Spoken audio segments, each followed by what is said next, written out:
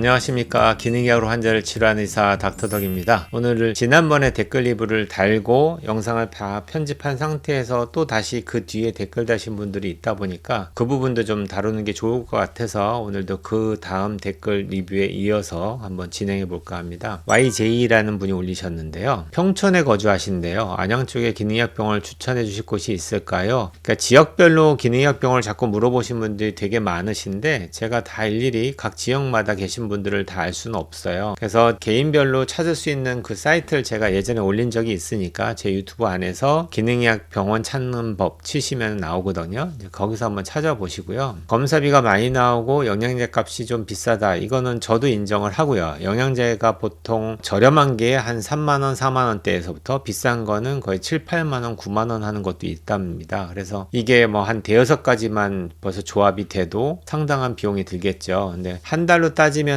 대충 보면 한 10에서 15만원 선 정도로 자기 몸을 위한 영양제를 먹게 되는 느낌은 드는데 어떤 분한테는 되게 부담이 되실 것 같고요. 어떤 분한테는 그 정도는 내가 감내하는데 충분하다 이런 분들도 있겠죠. 꼭 영양제를 먹어야 되냐? 저는 건강하시고 자기가 기본적인 것만 드셔도 생활하는데 전혀 지장이 없고 문제가 없다면은 저는 굳이 막 먹어야 된다고 얘기하지 않습니다. 근데 내가 지금 현재 몸이 안 돌아가고 있고 내 몸이 지금 질병으로 진행되고 있는 과정인데 이거를 해결하기 위해서 약을 먹는 것보다는 저는 영양제를 먹는 게 100배 낫다고 생각하는 의사이기 때문에 제가 권하게 되는 거고요. 이분도 지금 보니까 한 3개월에 300만 원 정도 쓰셨대요. 그럼 대충 계산하면 한 달에 100만 원이잖아요. 그러면 일주일에 한 번씩 병원 갔다고 치면은 한 번 갔을 때 한 25만 원 쓴 거거든요. 그렇게 되면은 제가 볼 때는 평균적으로 쓰신 거예요. 저희 병원에 오시더라도 환자분들이 지급하는 비용이 보통 한 20에서 30만 원 선 왔다 갔다 하거든요. 1회 치료 비용이요. 그렇게 되면은 비슷하죠. 어느 병원을 가시더라도 저희 병원에 온다고 하더라도 큰 차이는 없는데 저는 주로 이제 병원에 오셨다고 해서 무조건 비용을 들여서 수액 치료를 받아야 됩니다 이렇게 얘기하지는 않습니다. 저는 검사를 했을 때 이분이 충분히 집에서 혼자 케어하시고 식단 관리하고 비타민 먹고 운동 관리하면서 자기 몸을 잘 관리할 수만 있다면은 그 상태로 꾸준히 노력만 하시면은 6개월 1년 후에는 훨씬 더 건강해져 있을 수 있다고 믿기 때문에 본인들이 많이 안 불편하신 분들은 어떻게 해야 될지 몰라서 와서 저한테 이제 그런 것들을 티칭 받으시고 열심히 집에서 홈케어 하실 수 있어요. 그렇게 하다 보면 분명히 좋아지니까. 근데 도저히 그렇게 해서는 회복되는 속도가 너무 느리고 병원의 도움을 받지 않고서는 빨리 회복될 수가 없는 몸을 갖고 오는 분도 있어요. 그런 분들은 어쩔 수 없으니까 제가 병원에 오셔서 어쩔 수 없이 수액도 맞고 자율신경 치료도 하시고 여러 가지 병원 내에서 하는 치료가 있거든요. 이제 이런 것들을 받으셔야 된다 이렇게 제가 말씀드립니다. 이분이 하셨던 검사를 추가로 올리셨는데 유전자 검사, 유기산 검사, 그 다음에 장내 미생물 검사, 혈액 검사, 당독소 검사, 자율신경 검사 대충 이렇게 하신 거 보니까 어느 병원인지 제가 감은 오는데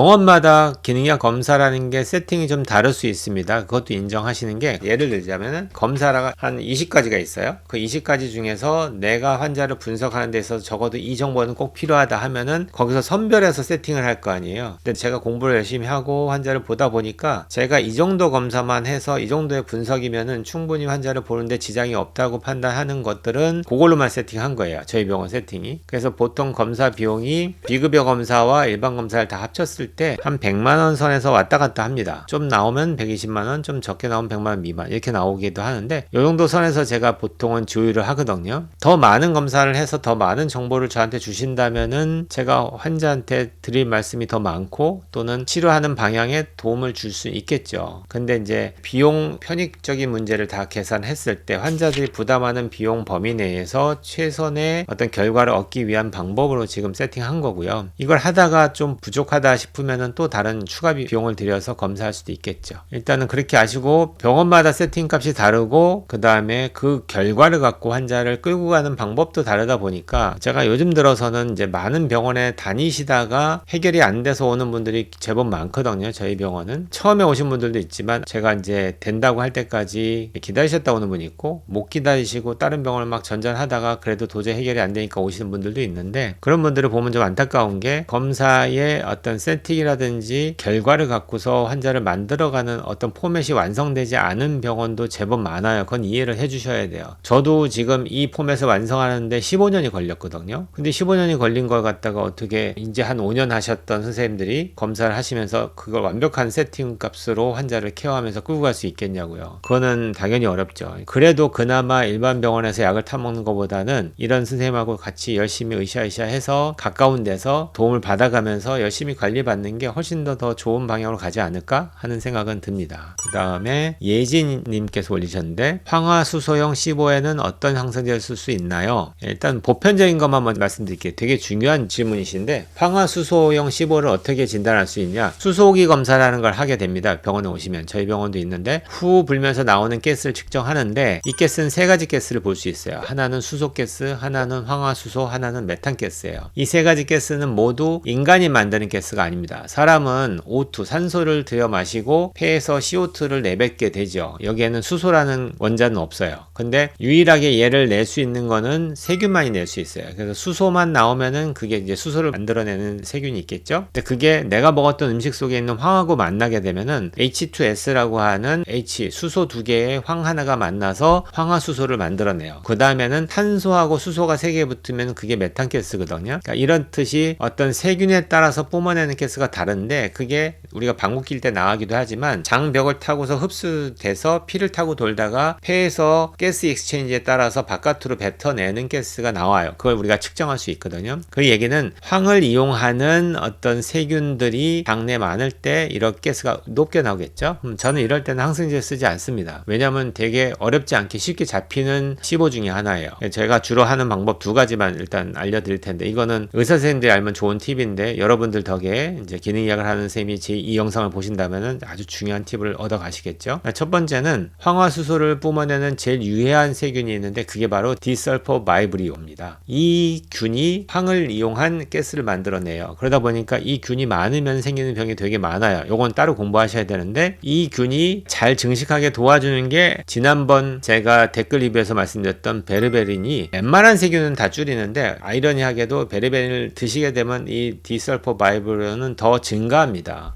그러니까 이걸 조심하셔야 돼요. 그래서 황화수소 때는 절대 베르베린을 먹이면 안 되시고요. 두 번째는 생각보다 우리가 흔하게 먹는 홍삼차라든지 홍삼 성분을 먹게 되면은 이 황화수소가 줄어드는 걸 보시게 될 거예요. 한 달 정도만 하루에 한 잔씩 드세요 이렇게 해서 보내잖아요. 그러면 한 달 정도 지나서 와서 재검사하면은 거의 다 떨어져 있어요. 그래서 굳이 항생제 쓰지 않는다.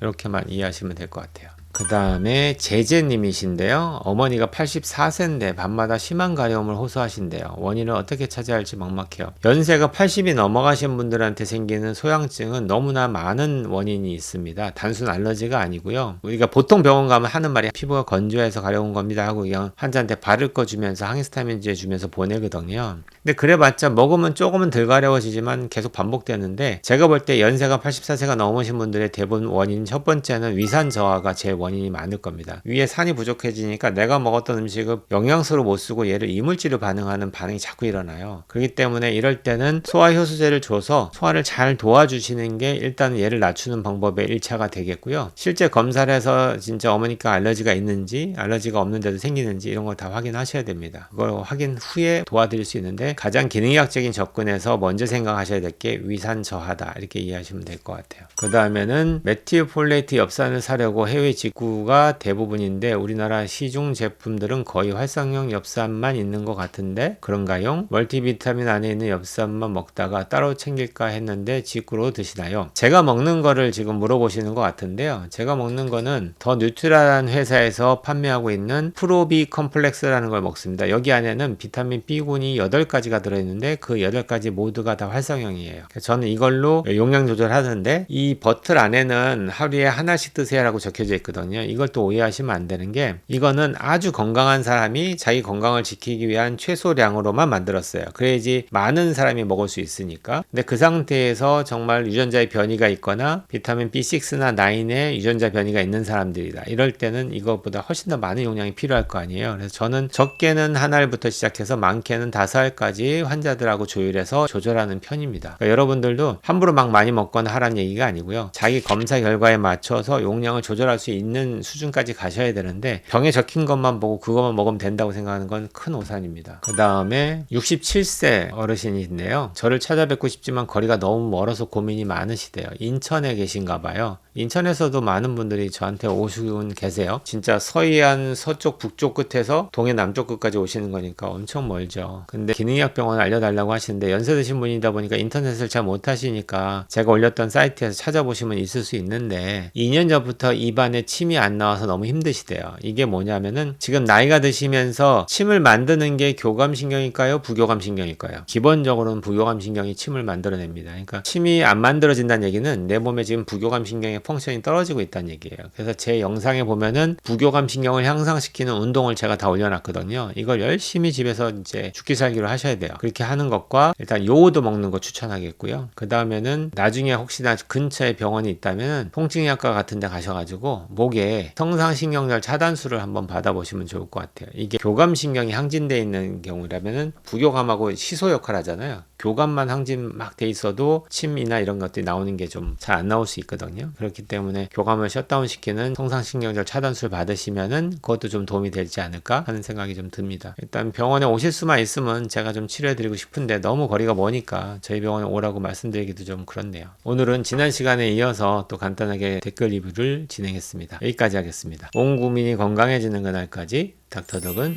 여러분과 함께 합니다.